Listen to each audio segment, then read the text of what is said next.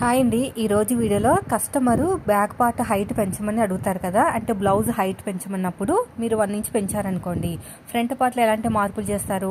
యాక్చువల్గా అయితే 2 ఇంచెస్కి ఇలా ఫోల్డ్ చేసేసుకుంటారు చాలామంది, దాన్ని ఫ్రంట్ పార్ట్ కింద తీసుకుంటారు. అస్సలు అలా చేయకూడదండి. అలా చేస్తే ఫ్రంట్ పార్ట్ హైట్ కూడా పెరిగిపోయి ఫ్రంట్ పార్ట్ దగ్గర చెస్ట్ ఉంటుంది కదా, ఆ పార్ట్ అనేది లూజ్ అయిపోతుంది అనమాట. నార్మల్గా వీళ్ళకి 12.7 వచ్చింది. సో వీళ్ళు 1 ఇంచ్ హైట్ పెంచమన్నారు కదా, పెంచినప్పుడు 2 ఇంచెస్ ఫోల్డ్ చేశాను అనుకోండి బ్యాక్ పార్ట్ దగ్గర, అప్పుడు ఇది ఫ్రంట్ పార్ట్ హైట్ అనేది పెరిగిపోతుంది. పొడుగు పెరిగిపోవడం వల్ల చెస్ట్ దగ్గర లూజ్ వచ్చేస్తుంది అనమాట. ఎప్పుడైనా సరే ఫ్రంట్ పార్ట్ అనేది చెస్ట్ సైజుని బట్టి మనకి ఉంటుందండి హైట్ అనేది. ఎలా పడితే అలా కట్ చేస్తే మాత్రం బ్లౌజ్లు అస్సలు సెట్ కావు, అస్సలు సెట్ కావు. మొత్తం ఫ్రంట్ పార్ట్ మొత్తం పాడైపోతుంది.